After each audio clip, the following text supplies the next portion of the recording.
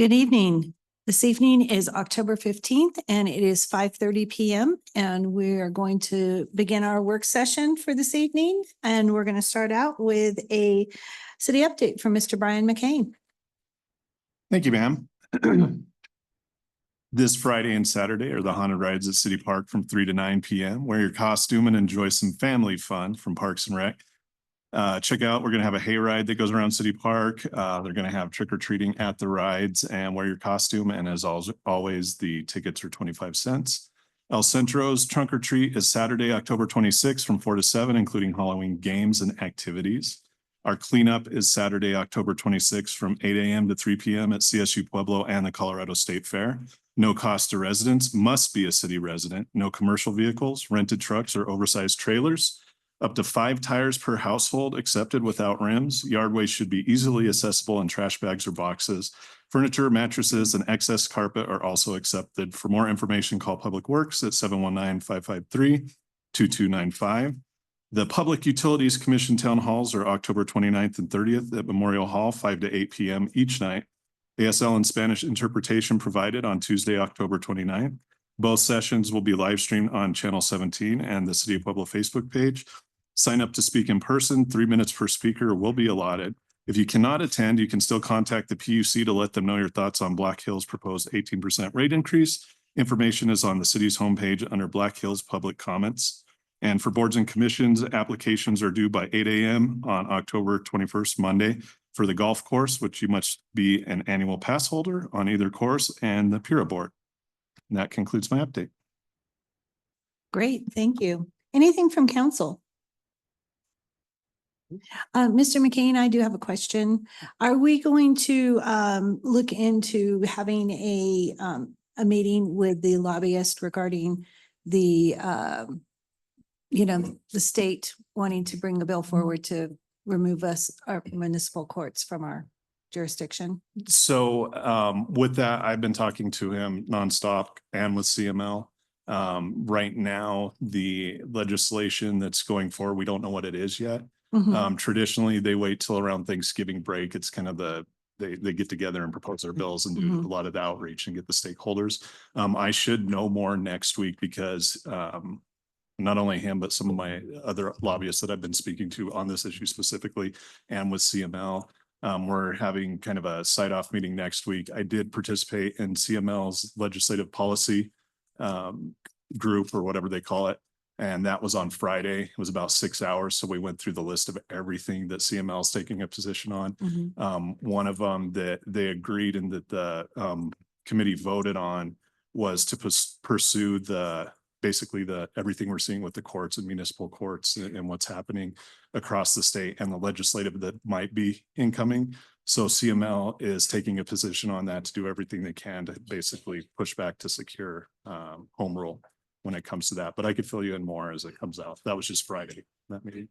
Yeah, I just don't want to be behind the 8 ball. I just, when it gets to the legislators, and that might be their first agenda item. You Oh, never yeah, know. yeah. You know how that goes. No, I know, and I'm very involved with this, so I'll brief you.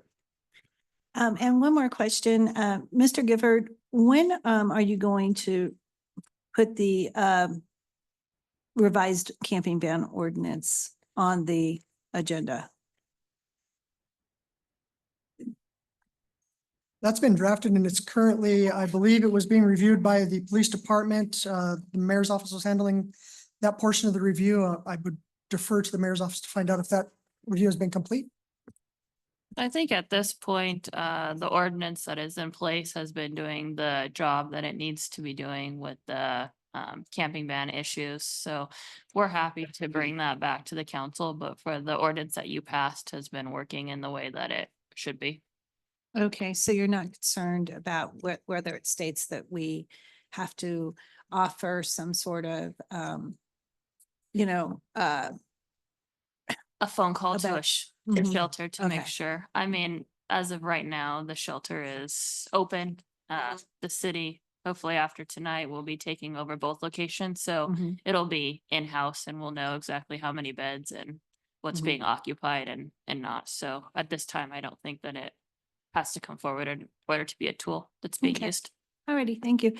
Counselor Flores. Yeah, I just wanted to tell you that I sent you an email earlier this afternoon. You probably haven't been able to open it up.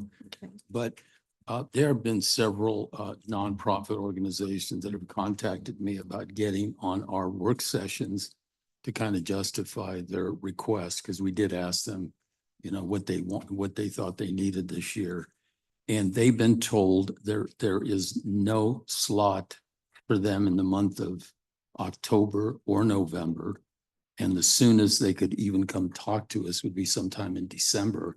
And by then, the budget cycle will be over. Mhm. So if that's true, that they are not able to come or fill a slot in the work session portion, then we should identify a date then for a special work session so that they're able to talk to us. I think it's wrong for us not to let them come talk to us if we're asking them for, especially now that we're looking at reducing their asks. Okay, So if you could look at my email and then okay, yeah, we can talk because about it. if they're being told that, that's because the schedule is full. Yeah, and- you can see it there. I mean, I've never seen a calendar like that where there is no room for anybody to speak. Mhm. It's Well, it's budget time and they've set the mayor. this is the has first requested time this. that we're telling people that there is not any room whatsoever to come and speak to us. This is my 7th year on city council. That has never happened. Mhm. So Well, I have to check well, with Tracy on okay. that. Yeah, Tracy's already on record that there is nothing available till the middle part of December. Okay, So we just need to talk about it. okay, so if you want to request a special work session, okay, all right then. Okay. Okay, anything else? All right. Okay, well, then we are going to get into our next topic, and that is the 2025 budget work session with Mayor Graham. And Danny Nunn, he's our interim director of finance. Thank you, Councilwoman. At your desk tonight, you've been provided the first look at your budget, which includes the 2025 B1. You've also been included the slide deck that we have to present to you tonight. And I also printed off the Tabor calculations from 2018 to 2022 in case there's any questions about fund balance and the amount and how it's grown and where those actual dollar amounts come from. So starting off, this is going to just be the budget dates. So tonight, this is the first night that the council is supposed to see the budget. I know that you all got a brief overview of it a couple weeks ago when we presented the non-departmentals. I provided the B1 to you, and it hasn't really changed from what I provided to you a couple weeks ago. Monday, October 28th, we're going to have the formal public hearing. November 11th is the first reading, and the second reading is November 25th. In between now and then, we have 4 different work sessions that have been allocated to budget session.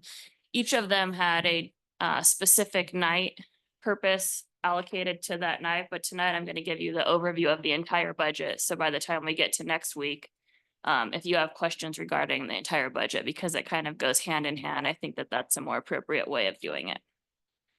Danny's going to take it over from here. Great. Good evening, council. So tonight we are presenting the 2025 proposed budget, and I would just like to start off and discuss a few high points and overview that process. I would like to begin by mentioning that the 2025 proposed budget was created with quality of service, a conservative and prudent approach to line item budgeting, retention and recruitment of city personnel, timely response to the needs of citizens. I will mention that the projected sales tax revenue, we are projecting to remain flat over what we are estimating for 2024. Property tax estimations are based upon current information that we have from the Pueblo County's Assessor's Office and their valuations. All other revenues that we have projected are based on trend analysis of actual collections. Next year, we are experiencing a 3.5% premium increase for health insurance costs. I will mention for capital improvements, there will be $13.7 million in grant funding in 2024. And the primary external sources of revenue for the city are the Highway User Tax Fund, the E911 Fund, and the Conservation Trust Fund.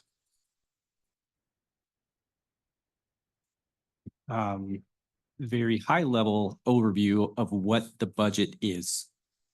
So the budget is a legal document of our proposed expenditures and revenues over the course of the coming year. It is a plan that outlines how the city will utilize its resources. Again, the key word there being plan. So things may happen, may change, but right now, this is our best estimate as to what we can expect in the coming year.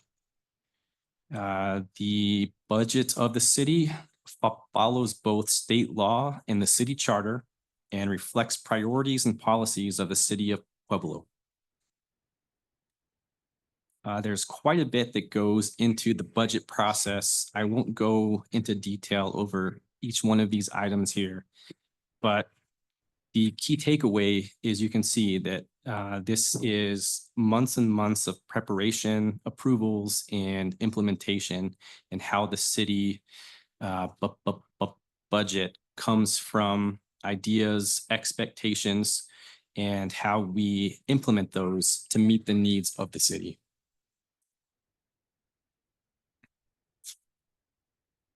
The next slide we refer to as our B1. So this is a overview of the general fund of the city. So the key items that I would like you to take a look at begin with the beginning fund balance of the city.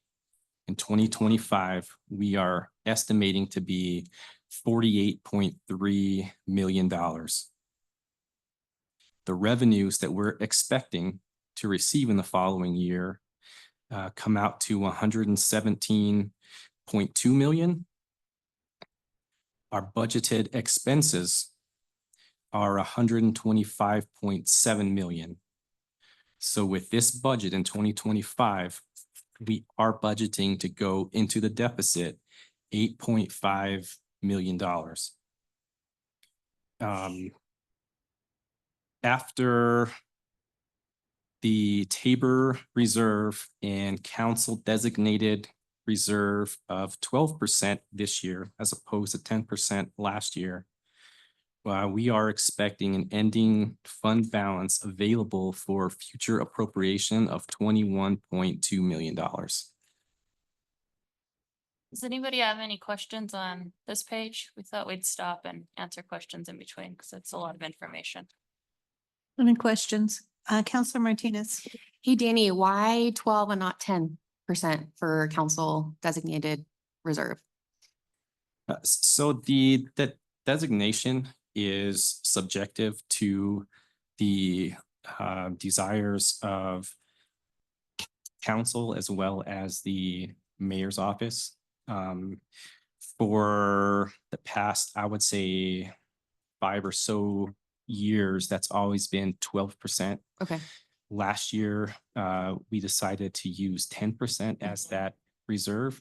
And we decided this year to take a more conservative approach and redesignate that reserve to 12 million. Okay. 12%. 12%. I like it. I'm just curious about the why. Mhm. And then I think the B1 mayor, when we talked about it last time, it changed a little bit. Can you explain the changes between the last B1 and this B1? I'm Like, not- is there anything of note, like, that's hugely notable, or were they just minor things? I think we were just waiting for some additional personnel costs, and I think it actually went down $100,000. It was at 8.6 and now it's at 8.5. Okay.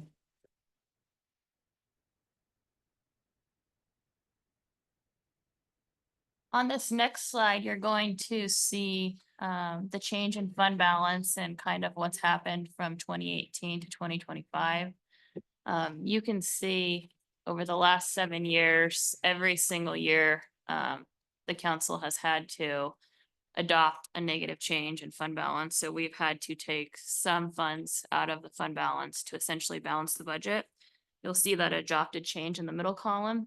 And then you'll see the actual change, essentially what happens at the end of the year. And you'll see a lot of those numbers decrease or actually go into the positive. And a lot of that has to do with the Tabor calculations. That's what I left on your stations tonight.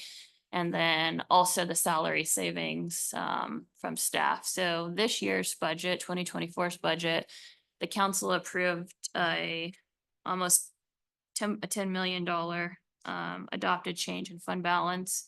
And right now, we're only looking like we're gonna have to pull $500,000 out of fund balance for this year. And a lot of that has to do with the shortages in staffing, mainly coming from the police department. Essentially, if you have 45 open positions, that's almost $4.5 million. So a lot of that is being driven by the PD's staffing shortages. Any questions on this slide? Any questions? Okay. So these are our 2025 budgeted revenues. So this is where how the city makes money. So you have essentially 99.9 million in general taxes. So that's going to be your property taxes, your sales tax, your lodging tax, your marijuana tax.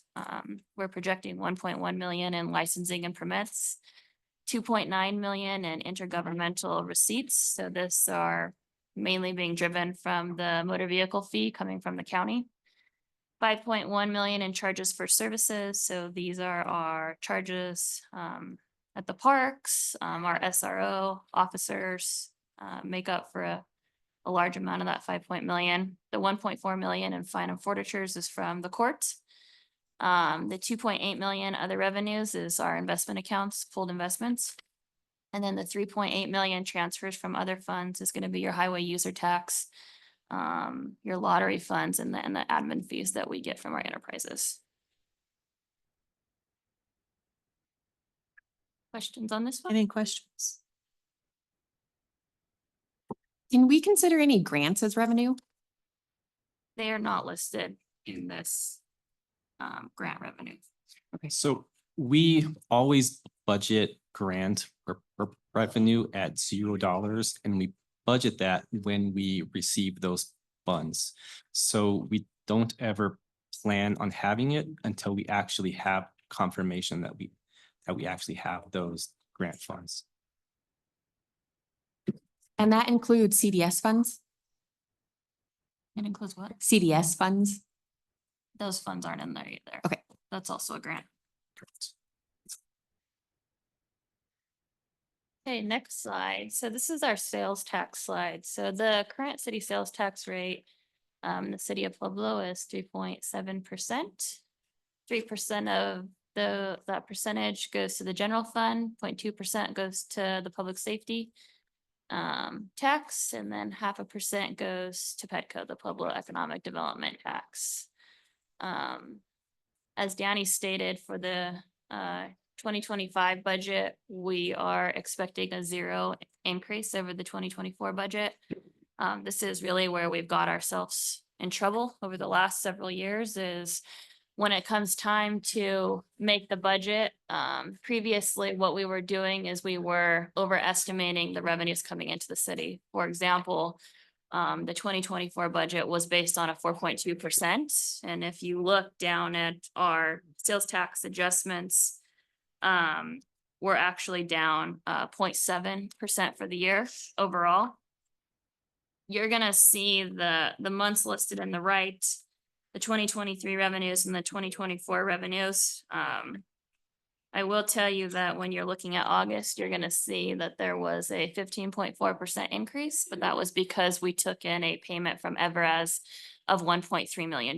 So there will be 3 of those payments this year, and those are essentially one-time funds for the year. So that's not really revenue that we can bank on, but you can see it did increase our sales tax for August. But the reality is, without that $1.3 million, we're actually down 1.5% for the month of August and down 0.7% year to date. So when you have a budget that's been inflated essentially 4.2% and we're actually down 0.7%, you really start to see the accounting for that in the numbers. And it's going to be very hard to get a balanced budget when you're inflating sales tax revenue and never actually collecting those dollars. Then you can see in the right-hand column, we have the budgeted sales tax. You can see from 2020 to 2024, it has grown significantly. A lot of that has to do with inflation and federal stimulus money being dumped into the economy in 2021, 2020, and 2022. As you can see, we went from 53 million to 75 million. So that's been a huge leap in collections. But you can see in 2023 and 2024, we were actually down for 2024 what we took in for 2023. So you can see the broader numbers in the monthly breakdown from August. And I'll note that 5 of the months in 2024, the sales tax has been down. So we're going to see a decrease in revenue probably for the rest of the year. Probably see a bump for Christmas and holiday shopping, but I think that we are going to see a slow end of year. Any questions on the sales tax page? Andrew? Yeah, in reference to the Everaz with the tax. So I was always been working on the, that we working with $20 million reserve, right? So now we're at 23. Mhm. Is this also point to that same thing from Everaz that was added to that? No, so the 1.3, you'll see in 2024's reflection, the $3 million that you're talking about is, I think, 2 city council meetings ago, we ratified the 2023 expenditures, and we had $3 million left over that was not spent. And then the council essentially transferred that $3 million into fund balance. Okay, thank you.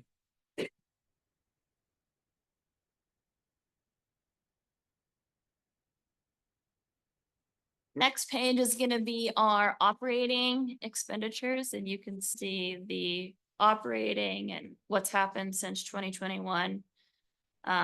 This year, the recommended budget total is 15.8 million, 12.6% out of the 2025 total budget.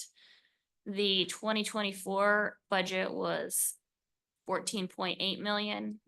Earlier in the year, you had the police department come and talk to you about increasing the operating by $1 million, because as we continue to be more staffed, we won't have salary savings to pull out of the police department to offset their operating budget.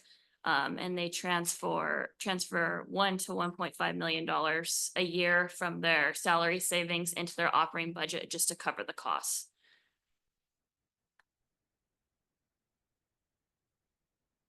Any questions on this page?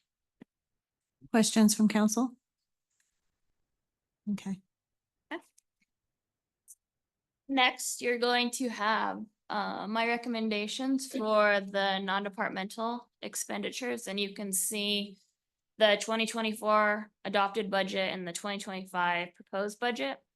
You can see where the cuts have really been made, and they are in other contributions and donations to non-departmentals and nonprofits. And you can see that we have made a significant cut of 50% in those non-departmentals and nonprofit requests. So these are broken down into what we call contractual agreements, and those are things like the zoo, HSPPR, the chamber, anything that we have a contractual binding agreement with. That's where you're going to see in the contractual agreements. And you're going to see a 8.8% decrease that is coming from the zoo, HSPPR, and the chamber mainly, the cuts that we decided to take there. The health and welfare section, that's gonna be the public health department and the cleanup.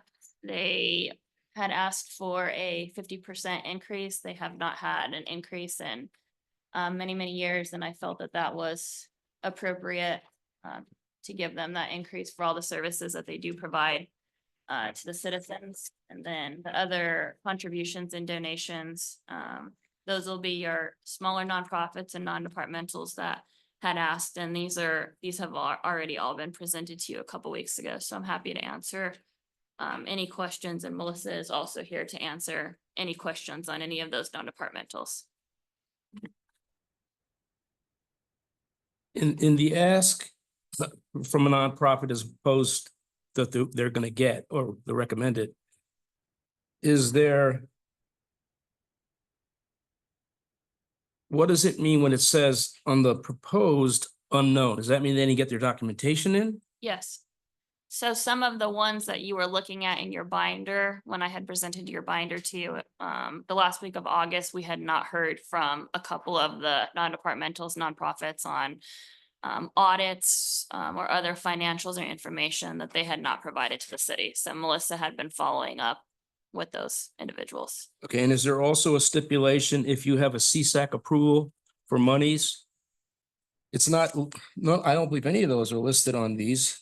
There's no stipulation, but you'll find, Roger, on your one pagers that Melissa presented to you, a chart, and it does say if there was CSAC funding also provided to them in that year. Okay, so one of the comments I got in reference to CSAC versus coming to another ask coming directly to city council, is that occurring? Yes. Okay, and I just wonder if that's appropriate. I think it depends on what they're asking for in projects and programming. I think CSAC is very limited into what they fund and the projects that they fund. I think that when we're getting general asks like this up until now, there really has been no follow-up saying, you know, did you spend your $20,000 on how you said you were going to spend? So moving forward, there'll be a reporting process, a quarterly reporting process that they'll be receiving a sub-recipient agreement, essentially saying, when you ask the city for money over the next year, this is how you said that you were going to spend the money on. And then for next year's budget cycle, we will present to you whether or not the non-departmentals, nonprofits spent their money on the way that they said that they were going to. CSAC does do that. They do follow up and they do site visits, and they've done a more thorough process than the city has previously done. But the process that we're implementing now is very thorough. I think you gave a very considerate, for lack of a better term, surgical knife to this budget. Yes. And you know how I felt, I've complimented you on that. Even to the point where I hope there's gonna be more review of this stuff coming from, I believe it's Mr. Nunn. But I just wanna say, you know, it's not that I have anything against nonprofits. I just want good nonprofits to run appropriately.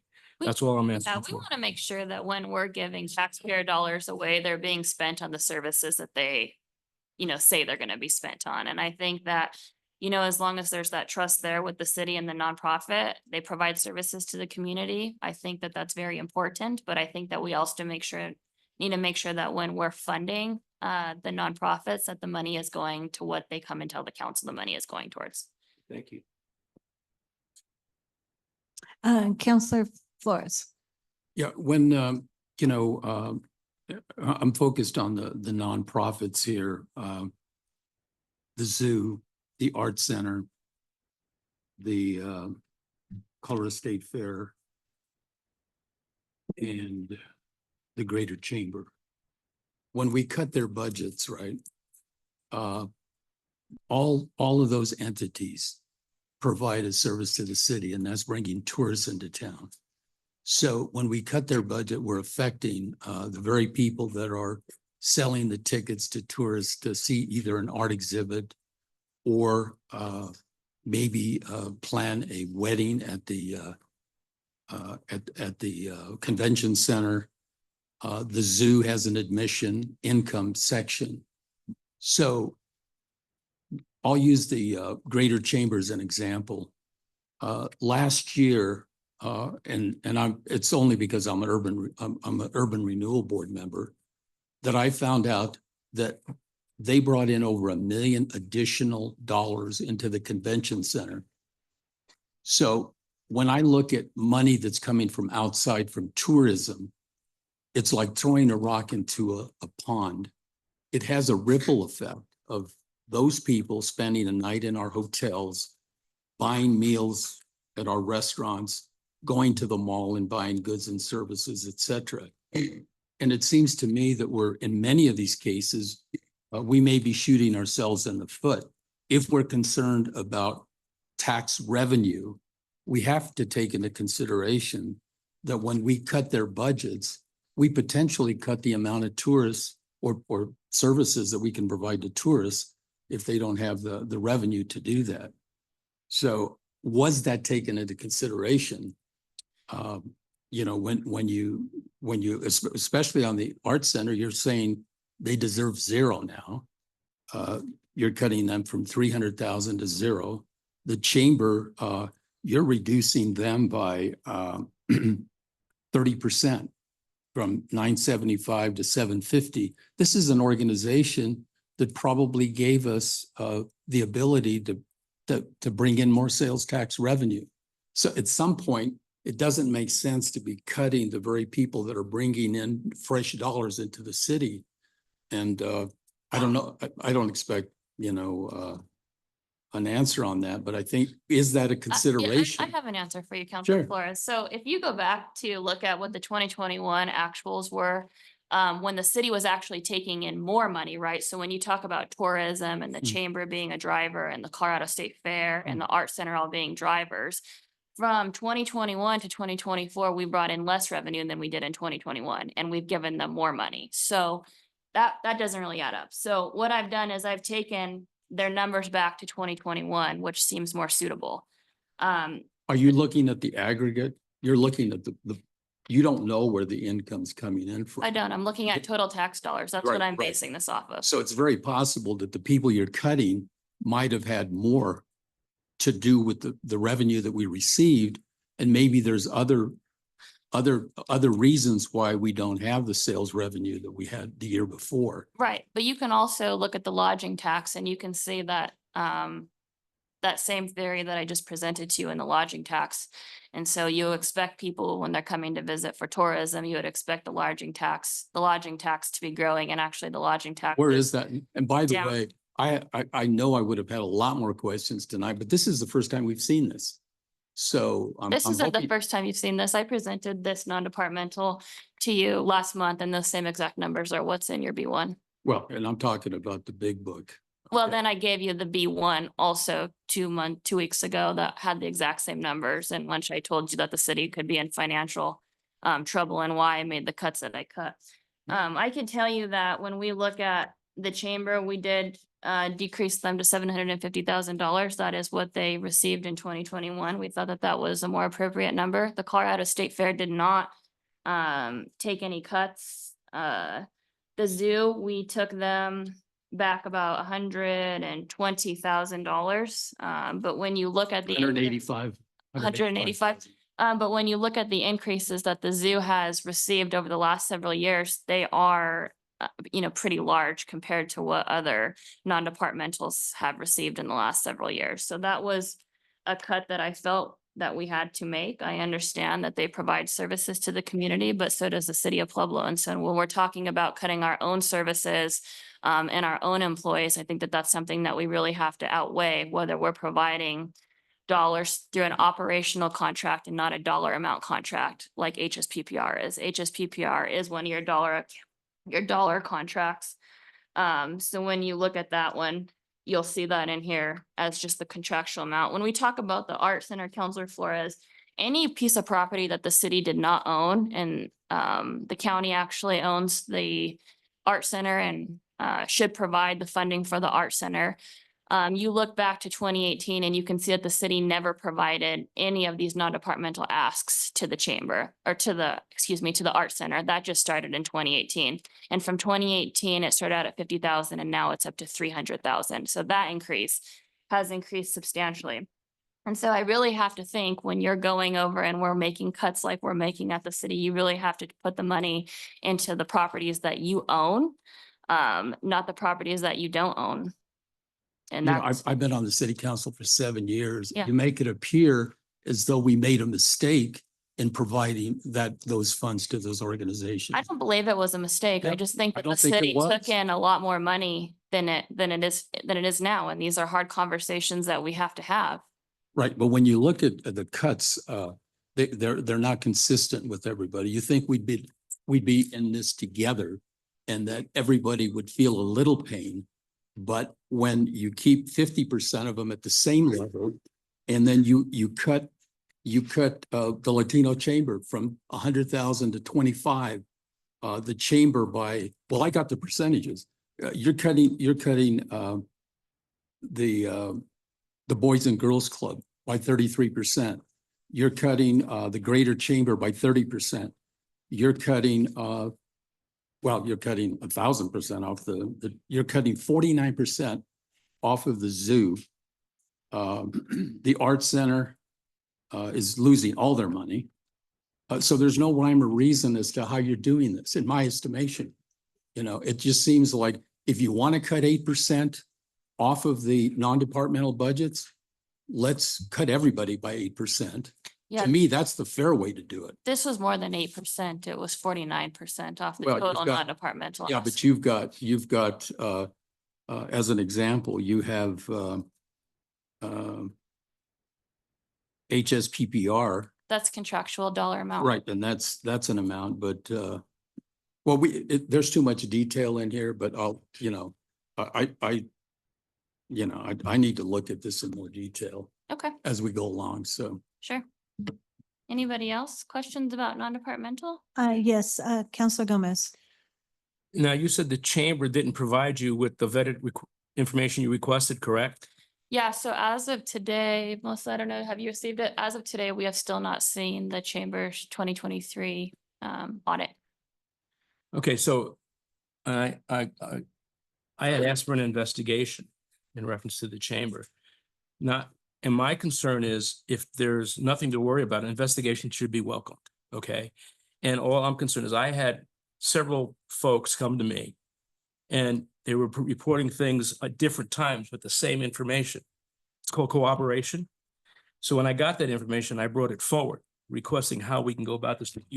I sent it to you, I sent it to the city clerk, I sent it to everybody. Not trying to hide it, just saying, look, if we've got people that have those kind of requests for an investigation, I'm bringing it forward. I don't care how it feels for the rest of the council. If that's the constituents' concerns, I'm going to bring it forward. That's how that whole thing went about. So just for its worth. Counselor Flores, are you? I'm done. Thank you. Okay. Anyone else? Okay. To the next one. Next slide. Okay.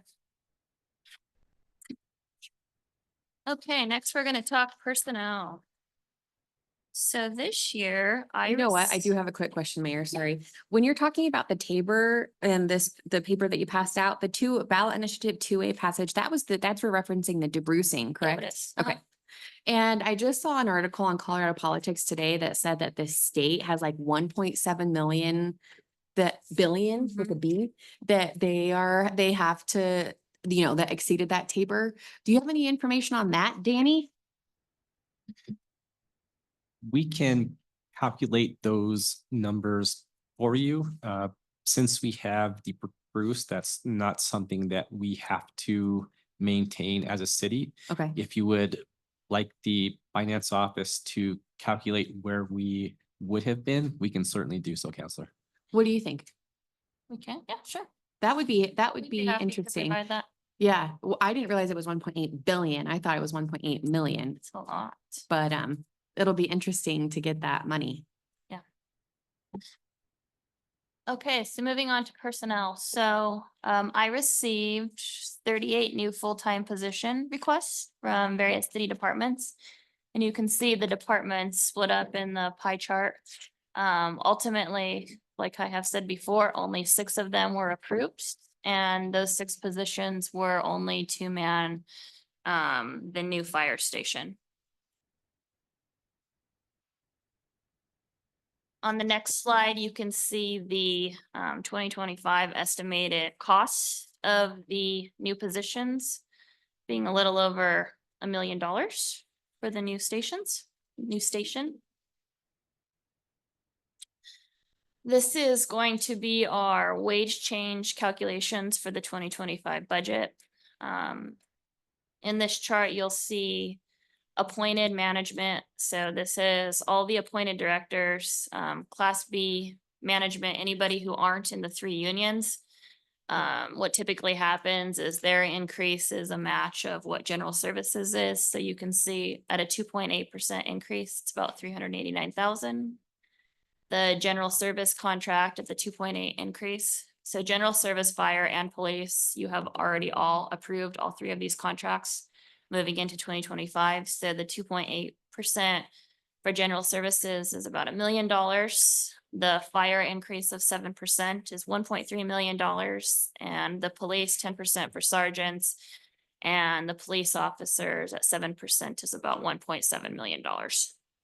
These are for the 2025. So some of these contracts are based off of a 3-year contract. So as the council knows, again, these contracts will come up in 2025, in which we could potentially have to be making adjustments for, depending on what the foreseeable future is. Any questions on this one? Counselor Gomez. I look at a 2.8% increase. And then I look at a 7% increase in reference to fire and police. How does that match up statewide with other cities our size? I know that we used the comparables for the other cities our size, and these are the negotiated amounts after we've been through negotiations. So they're very comparable to what other cities are doing. Does that make us more attractive at that level? Are we seeing any, because if that's the logic, are we seeing an increasing recruitment or no? I think, so this doesn't go into effect obviously until 2025 for police, and that's where we're significantly understaffed. I think that this will have a tremendous effect because we will be paying more than other cities on the Front Range. And so hopefully it will help to retain officers that we already have and attract new officers looking to go into law enforcement. Thank you. Mayor, does for the, I know for the non-unions, does the 2.8, does that include COLA? I think COLA is actually higher than 2.8. So the 2.8 for admin and appointed is based upon the same increase that the general service received, Okay, which is formula based per their contract, and it's based on inflation rates. okay. So it just that's why it's mirroring the Page union. Right. Okay.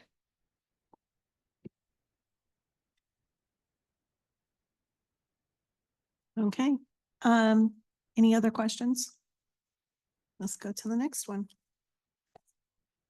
So this is going to be our abolished vacancies in 2025. So with the help of HR and finance, we went through, when we created this budget, we went line by line by line for each department, each employee, which departments had funded positions that they didn't need, which had unfunded that we could abolish, how we could really go in and minimize the staff and the staff numbers that we have in the city. So as you know, over the last several years, I think that the city has approved almost 100 new positions. I think some of those positions were very much needed. Some of those positions have never been funded, but some of those positions we're going to have to do without for the next few years. And so this was a list of funded and unfunded jobs that you can see. Some of these go all the way back to 2010, 2013, and you can see the estimated savings on the right-hand side.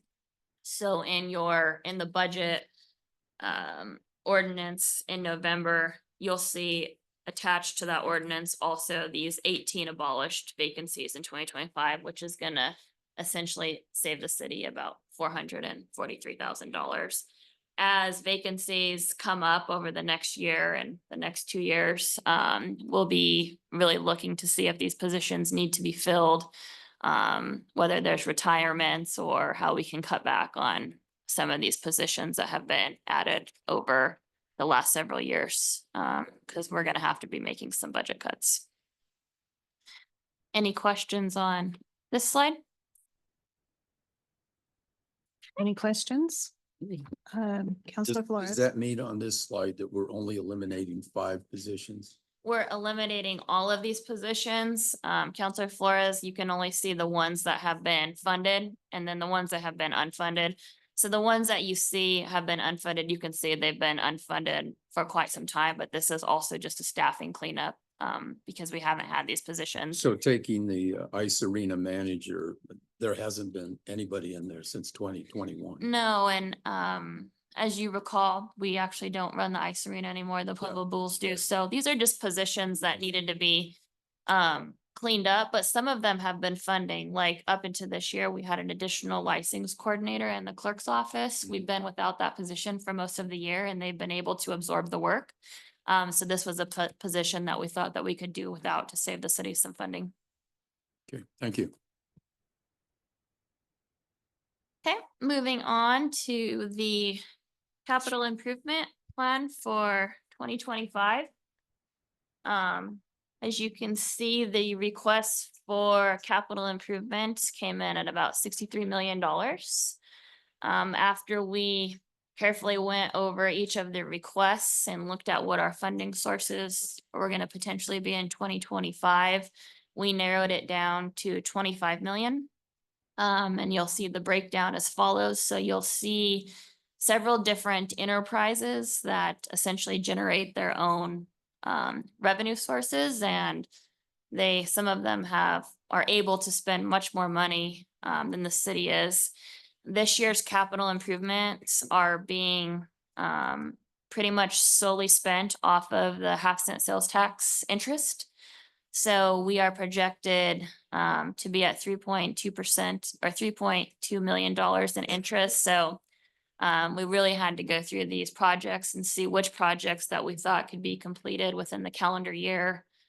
And you'll see the biggest amount of capital improvement is coming from wastewater, coming from the sewer use fees. You'll see some stormwater, the E911, the Conservation Trust Fund is also known as lottery. The city takes in about $1.4 million in lottery funds. A year, 400,000 goes into the general fund for admin and employee costs. And then the other $1 million has to be used specifically to park specific projects. So when you look at the breakdown in your budget book on capital improvement, you'll see kind of how that breakdown went. The only dollars that are coming out of the general fund are $355,000. And these are all grant matches for the housing department. The roads and bridges, the highway user fund, hopefully we're going to generate about $3 million that will be used for roads and bridges for 2025. If you all want to flip in your budget book to the capital improvement plan, which is at the very, very end on I-4, you'll see the project detail and the funding source. So you'll see the general fund dollars of $355,000, the economic development interest of 3.2 million. And I'll go through those projects with you. There'll be more time at a different work session if you have questions, or you can ask tonight. So we have building maintenance at 25,000 for the airport, apron rehab on the east, that's another airport expenditure, 15,000. EKG monitors for the fire department. If you'll remember, Chief Huber came and presented about that. The next line item is going to be station upgrades at 200,000 for the existing fire stations that need some work. Muni Court has asked for a small SUV in order to transport people back and forth to the jail. a restroom enclosure at El Centro at 15,000. Citywide cleanup projects at 200,000. Previously, we had been paying for all of our citywide cleanups with ARPA funds. So this year we are going to have to budget money if we want to continue our cleanup efforts. You're gonna see a drones line at $350,000. These are drones as first responders for the police department that will integrate in with the real-time crime center. City Hall security upgrades. We've talked a lot lately about the security here at City Hall and potentially putting in metal detectors, door badge readers, what that would look like. The IT technology upgrades at $1.5 million. And then city building repairs at 300,000. So that's a capital project account where we allocate a couple $100,000 a year for all city repairs that Public Works has to go out and perform on our buildings. And then if you look, you'll see the enterprise fund and all of their equipment and clarifier replacements, anything that's in wastewater or stormwater in the fourth column. And then the CTF FB account, that's going to be the lottery funds that we receive. And you'll see that we've allocated $500,000 to the Arkansas River corridor, where they're replacing the Lowhead Dam. There's going to have to be a lot of city upgrades going down to that area, potentially a parking lot. This will all follow the master plan that council should see soon. $325,000 for equipment for parks, whether that's lawnmowers, cars, what they need. City Park tennis clubhouse, bleacher renovations at 150,000, and then a Lake Minnequaw dredge study. So those are what I am proposing for the capital improvement projects for 2025. We believe that these are projects that are more realistic and can be done next year. And so the community can actually see tax dollars and tangible items being brought forth when we talk about capital improvement. Does anybody have any questions on capital? Any questions from council? Councilor Martinez. What's E911? That's the emergency. So when people dial 911, there are certain fees that are telecommunication fees that we receive from the state or telecommunications companies that fund this particular program. Interesting. So it's revenue from the state based off of 911 calls. As well as telecommunication companies also. Anyone else? Okay. So I had spoke about this, I think, when we presented last time to you about how sometimes capital improvement projects are slated, but essentially the project doesn't get done within the year. And I think that sometimes that can be a misuse of tax dollars because they see these capital projects that are presented to the citizens, and then sometimes these projects never get done. So this is just an example of what's going to be put back into fund balance. So these are 2024 capital improvement projects that were passed for this year's budget. The Merrill runoff election, parking lot renovation, parking lot streetscape, parking lot landscape. None of these projects have been started or completed to this far. You'll also see that your idea, your neighborhood of $1 million. So we're going to collapse these projects because they have not been started and move them back until fund balance. So you're going to see an additional 1.6 million going back into fund balance for 2025. We're working on years past also. There are several different capital projects from 2019 on that have balances that we are trying to close out to put them back into general fund. So, or fund balance so that they can be reallocated to capital in the future and be spent. And that was one thing that we've spent a lot of time on and that we've seen a lot of. Any questions on this slide? Any questions?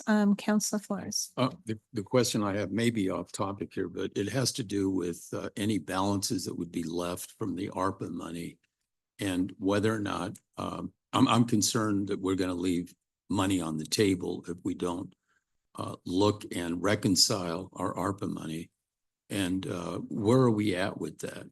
So last city council meeting, we had a big reconciliation. I left some documents for you. The revenue, the city's streamline, there's about $300,000 left in that account that needs to be allocated before the end of the year. I was kind of holding off on deciding what we were going to do with that until we see what's going on with the shelter and if there needs to be any more funds expended through that process. So there's about 300,000 still left in ARPA. We've done a really good job of the same thing, going line by line and making sure people have exhausted their funds per their subrecipient agreement. If they hadn't, we contacted them. We made sure that they've reported in the way that they're supposed to. And so the money is essentially on track to be completely spent or allocated by the end of this year.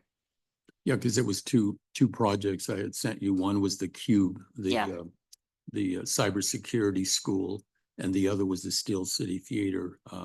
So at what point do you make that decision so we don't lose whatever the balance is by 12/31 of this year? It should be made in November. Okay, You know, again, I was gonna see what happens with Right. the rescue mission and if we need to use those additional funds in order to help with the shelter or not. If not, you know, So we're there's- happy to take Yep. ideas after that. okay, thank you. Okay. This is a slide about the 2024 grant funding that's been secured through this year, for this year. You can see we have the forecasted, secured, in progress, declined, and pending. And you can see the different departments and how much grant funding that they have received, whether it's federal, state, or foundation grant dollars. I think when you look at this, you see how much grant funding the city has been able to successfully receive over 2024. A lot of this money will carry on into projects in 2025 and beyond. So this has just been a great revenue source for the city to have to get some projects completed for 2024. Any question on any of the grants? Any questions? Counselor Gomez? In reference to the grant funding, which is a pretty good job, are we missing out on some grant funding if we only have one grant writer? I don't know that we're necessarily missing out. I mean, anything that any of our departments ask for that they think can be secured by grant funding, our grant writer does an excellent job on trying to look for those grants that we could apply for. You know, we try to find the ones that don't always need a grant match, that it's just money being given to us. It also depends on how our departments are able to successfully accept, complete, report for the grant and what kind of capacity they have. And that's something that we've been focused on since I've been here and will be in 2025, you know, not just applying for any grant that is out there, but ones that are strategic and can really help our departments. And instead of providing operating or capital to the department that maybe the grant can substitute those funds for. So that's something we've really been focused on. So I don't necessarily think it's a capacity issue for the grant writer. I think it's more of a capacity for the city departments and who can take on the projects. The only capacity issue I see is that the enormous amount of money was left at the federal table. Because a lot of folks didn't bother to ask for that money. And you can just go so far in reference to returns on how many RFPs you get to, how many you can put forward. So I'm just wondering if we've looked at that and there's billions of dollars left on the table. You eventually you're gonna hit a wall somewhere. Yeah. So I'm just wondering how we are looking at, is it, maybe we can do something with an extra grant writer? Maybe we could look at other ways to apply for grants, and if it doesn't work out, or if it does work out, maybe you could do a grant and have those salaries married into those grants. Those kind of options are there, just for what it's worth. Anybody else on grants? Okay. So roads and streets have been essentially a hot topic for the city for the last 5 years. And you know, the non-existing paving that we did before the debrucing. So as you can see, the city is going to receive 3 million this year for the highway user fee. When I talked to you about going in line item by line item in the road projects over the last few years, we were able to cobble together $2.5 million of unspent money in road revenue. And so we are reallocating that into 2025's budget. So we are going to be able to pave a little over $5 million in roads for 2025. The council will also be seeing a rate study come through over the next couple months before the new year on the street utility enterprise. The city used to collect about $2.5 million in the street utility fee up until I believe 2022.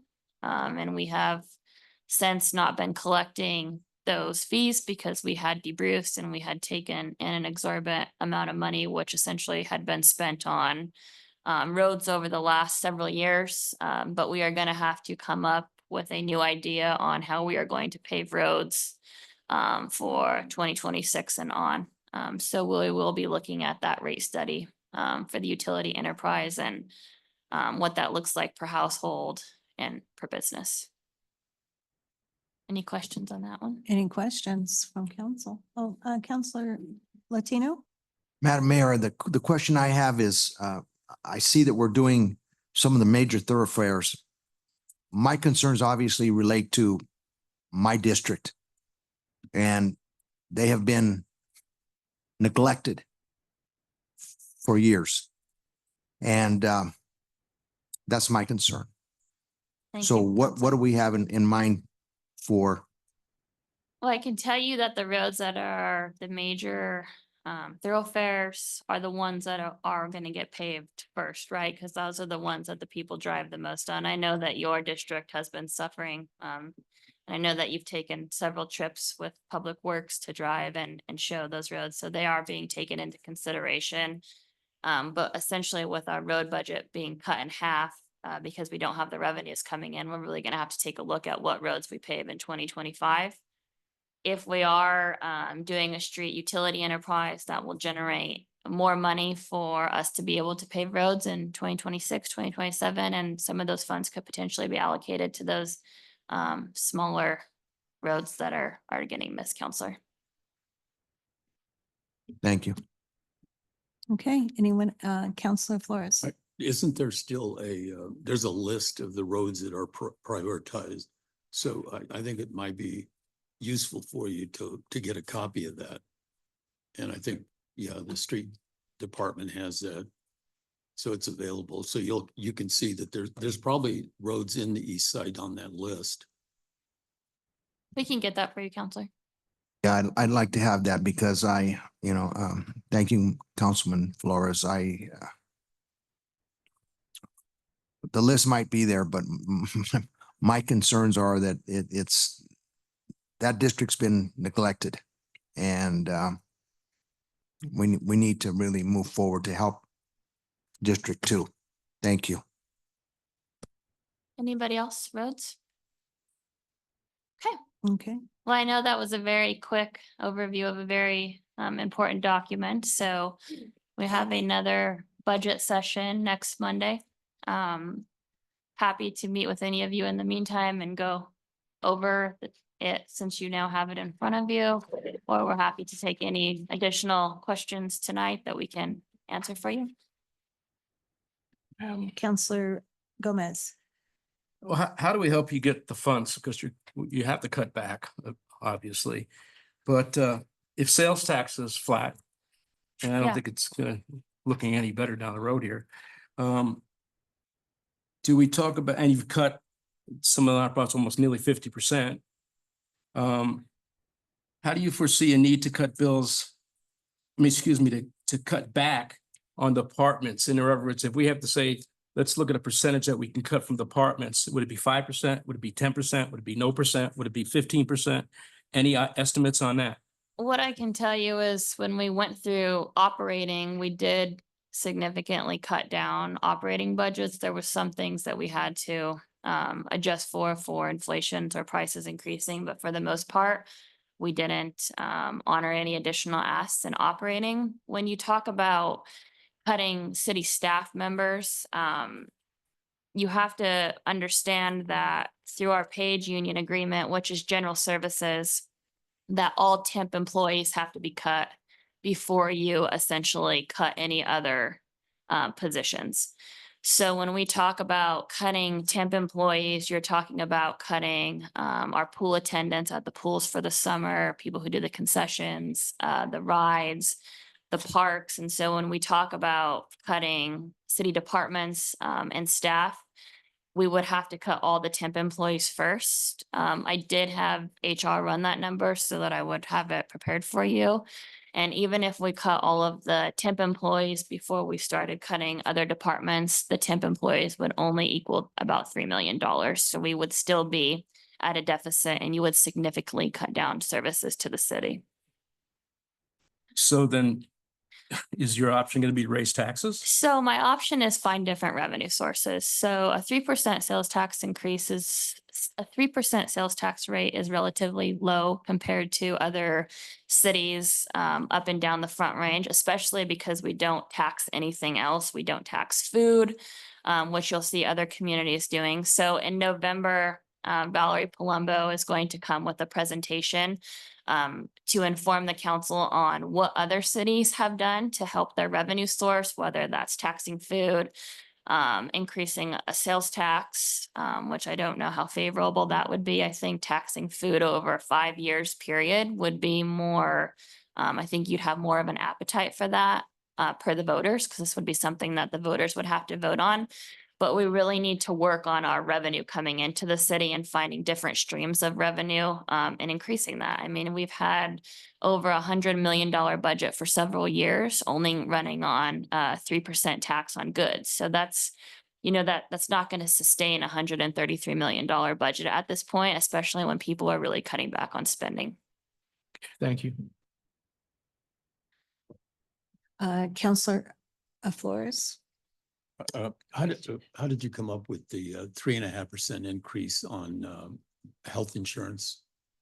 We started out did that come from our we have a self-insurance program. Did that come from our broker?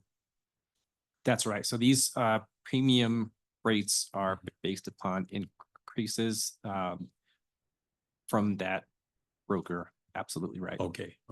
I just wanted to remind And I believe that the country as a whole has seen some huge increases also. there's no question the increases everywhere else is probably in the 7% area. But I wanted to remind all of you, if you average out our health insurance premiums over the last 7 years, they probably hover about maybe 1% per year. And I bring that up because my colleague who just passed away, Ralph Williams, put that self-insurance program together. And I don't think our employees or even our staff can appreciate that health insurance premium because of the self-insurance model that we use with great benefits has been at it is something that we haven't had to look at for 7 years to cut someplace else to be able to pay that. It's been a great benefit. And I wanted to give credit, where credit is due. And I just hope that people can appreciate that work in the city, that we've been able to do that. That's it. Thank you. President Aliff. Thank you, Madam Chair. This is always, and thank you for what you guys do. I mean, you've done a fantastic job of trying to control this, so it's not so bad. And I appreciate the amount of work that goes into that. And you know, I think you've done a very good job of that. So thank you for that. You know, the conundrum every year always is this for me. So you live in a town that over 50 years has grown 7,000 people. But then when you look at your expense structure over the 50 years, it seems like government is always just an insatiable beast that can never be fed enough. And you need more money all the time. You need more employees all the time. But when you go back into the business world, if a business ran their business like this, that if your sales were here, would you keep adding employees? Would you keep adding to your expenses? So at some point, it just doesn't make sense. You're stuck with that imbalance of, wow, I've got, for the size that I am as a business, I have way too many employees and I have way too many expenses and, you know, as a business owner, you're only left to do one thing when you get put in that position, if your business is going to survive. And I don't know why we don't look at the city like we would look at a business if we owned a business, and how can you continually dip into your savings to keep running your business without ever turning a profit, or at least staying even where it's not costing you to do business? You know, if we've only had that minimal growth over the past, don't even take 50 years, say the last 20 years, if we've just had this minimal growth, how come we've grown so big in our expense structure? And, you know, if you just look at the front page of the summary report of the budget, if you just cut 10% out, and I know that you've already cut a bunch of it, but what's left, if there was another 10% that you could find, that adds $12 million to the bottom line, and now you're at a $4 million surplus. And it just seems incredulous to me that we can't find 10%. We continue to cut services I think the one that really bothers me is capital improvement projects, because the community pays their sales tax and they pay their property taxes, and they expect that we could do our job, and that these capital improvement, the simplest things of paving roads and taking care of the infrastructure of the community should be a priority. And we can't do that to the extent that's expected of us because of our expenses. And when are we going to, and I guess the big question boils down to, when are we going to make the hard decisions that if this is ever going to get into the black, if we're ever going to be successful in the way that we do this, we need to cut our expenses. And if we don't cut our expenses to the point where we're breaking even, then we're not doing what we're supposed to do. And you know, I don't know the answer. I can't point to one specific thing and say, hey, geez, you probably like that if I could, and it was realistic, you'd say, yeah, great, let's do that, and then we're good. But I think everybody has to give. Everybody has to give to a point where the city's running in the black. And, you know, it's just a shame. And it's a shame that you inherited this mess. Because over the past 4 years, when we had this plethora of money, instead of socking it away and building up our reserves, we were doing nothing but adding more expense after expense after expense. Because the government seemed to feel if you collected 123 million, you need to spend 135 million. If you're collecting 120 million, you need to spend 128 million. And I don't know anybody. I don't know anybody in the business world, or I don't know anybody at their home that, you know, you got this much money coming in, you got this much in expenses, and if you spend more than you make, you have to pull into your savings. And when you don't have any savings, then what do? It's just frustrating. It is frustrating, Counselor, but You know, I can tell you when you go and look all the way back to 2018, which I'm sure you remember well, because I believe you were on council at the time. I mean, we were in a deficit of 3.7 million back in 2018. So this was before we had all the additional funding that we had in 2021, 2022, and 2023.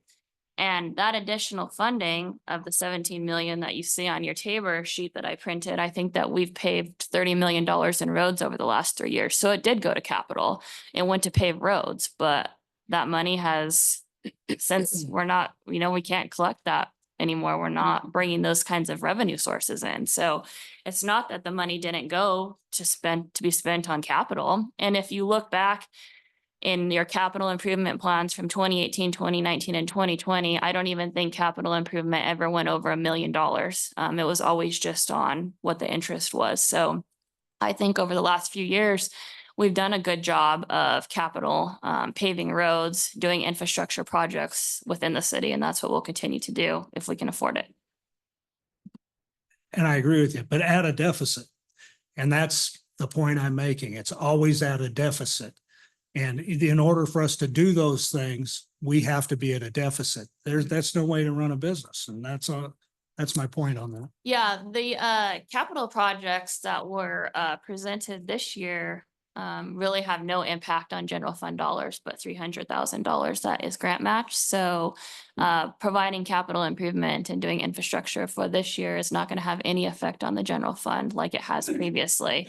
Last year, we transferred $12 million out of general fund to do capital improvement projects. So essentially, if we maintained the $10 million, the $12 million, we would have $8 million left in our reserves to this point if we continued the spending that we had been doing over the last 3 years.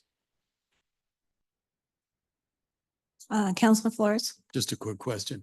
I was looking at the property tax revenue, which is 19,320,000. And it says that over 24 to 25, that's a reduction of almost 7%. Now, everybody that's got their tax bill in Pueblo has seen it go up almost 30%. How is that possible? So what we are budgeting for today in 2025 does not include the backfill provision from the state. So I believe in September, the governor passed House Bill 24B 1001. So what the city will receive from that, we can't calculate until we have valuations that the city receives at the end of November. So to be prudent in our estimates on 2025 collections now, we don't want to count our chickens before they've hatched, so to speak. So that could be a plus going forward, but we Potential. can't really count on it at this stage. exactly I right. get that. Thank you. Councilor Martinez? I'm curious about where we're going. So now that we have the annual budget book, we have a pretty final B1. We have several work sessions through November 4th about the budget. Where are we going? So I think next Monday is more of a capital improvement outlook. So we'll explain each of the capital improvements a little more in depth than what I gave you tonight. I just wanted to give you an overview in case you have questions. There's not a whole lot of them, but if anybody has questions on essentially what those capital projects are, and then I know that this will be a lot to digest over the next week. So if there's other questions that arise, we're happy to answer those next Monday. I do believe that we have a schedule conflict on either the 28th or the 29th is the PUC hearing, and we have a budget work session. So Madam Chair, we may be asking you to cancel that work session if we have all of your questions answered before then, because we do have a PUC hearing here that night as well. Okay. But Mayor, what I'm hearing then is to really for us to take a look at capital improvement plan that's proposed in here to discuss it next Monday. Yes. Okay. And any other questions that you have pertaining to the budget? I know that previously they had separate nights for separate parts of the budget, but I think it's good for the council to see the budget as a whole the first time and then digest it. So to summarize, maybe to make it, because we talked about so many different numbers. So example, 2024 adopted change was 10.7 million. We're thinking we're going to only use half a million. But when we come over here to the adopted 8.5 million for 2025, we've really cleaned out all of the unfunded positions, capital improvements and everything. So if you added that back in, like they have been in the previous line items in the budget, we would have been pretty much the same. But So, where savings comes right now from 2024, because we've taken them out there, but are we kind of sitting in? What we won't have is the potential to buy down that to the actual change, because everything that we have in this proposed budget is meant to be spent. We're not having any more unfunded positions. We're not having any more unfunded capital improvement projects. So we may not have the outcome like we had in the 2024. as the year, Councilman, as the year progresses and positions become open, we'll be doing the same thing that we've been doing, seeing if these are really positions that are Mhm. needed within the city at this point, to where we will unfund or abolish if we don't think that the position is needed, or the department can pick up the duties of the position and with other employees. And really the big driving factor of the salary savings is coming from the police department. So as we continue to fill police officers, you're Mhm. gonna see that. Increase. Yeah, so that really makes up for the 2024 adopted change to actual change. Mhm. There was $9 million in salary savings that were projected for 2024. So Okay. half of that, more than half, is the police department's funded unfilled positions. So those we'll never touch. So those will maintain. But as we continue to hire more police officers, the salary savings are going to shrink. So Mhm. essentially what I'm presenting to you is cuts that we've made where they can be cut for what we can see now in 2024. When you talk about the non-departmental and the nonprofit funding, the line item of the $755,000, the only thing that has not been cut from the non-departmentals, nonprofits, is $265,000. Everything else is contractual that the city has to maintain, because the CSAC funding is also in that line item. So everything has been cut out of that line item. We've cut operating through different departments as much as we potentially could. And then how I explained the staffing, if you were, asking me to cut staffing, that it would be cutting part-time employees before you could cut any kind of other staffing within Mhm. the city. So I think that that's, also a point that has to be made and taken in. Okay. Any other questions from council? Counselor Gomez? Boy, I'm sorry you had to inherit all this, but I'm gonna put this squarely where I believe the blame belongs for a lot of this, and that was on the past regime that you had to get this stuff from. So when we look at numbers like, and I don't know how actually, but when I hear numbers of 70% increase of homelessness, we got increase of poverty, and then we've got crime issues, one that's underreporting or it's not. There's so many different figures coming at me that way. But trying to look at the poorer neighborhoods in all districts, not just mine or Joe's, but in all of them, they're dealing with those issues, those much more prevalently than other areas. So when you look at things like, for instance, code enforcement in those poorer neighborhoods, weeds, mattresses all over the street, tires, illegal dumping, noise out of control. And a lot of that stuff is happening in these poor neighborhoods. I'm concerned we're not getting and we probably can't because we don't have the money to get to them to really try to make an impact. I know I live on the corner of Ormond and Mesa. I'm right there, and it's horrible. And the areas, the neighborhoods around there, the weeds get so big you can put Christmas lights on the damn things. And I'm just telling you, for me, I know where you're at. I know this is hard. This is hard stuff. And I congratulate you for trying to make some attempt on this. But what you inherited was horrible, for what it's worth. Thank you. All right. Well, council is the one that approves the budget every year. Correct. So the mayor just proposes the budget. She has come forward and made some significant cuts. It's up to council to decide if they are going to want to bring in additional cuts. Our prerogative. So a council just needs to think about that. And I think we're done for the evening. So are you done? Yeah. Okay, great. So we're adjourning. The time is 6:55 and we'll be returning at 7:10. Thank you. I said 10. You said 7:10. Oh, you.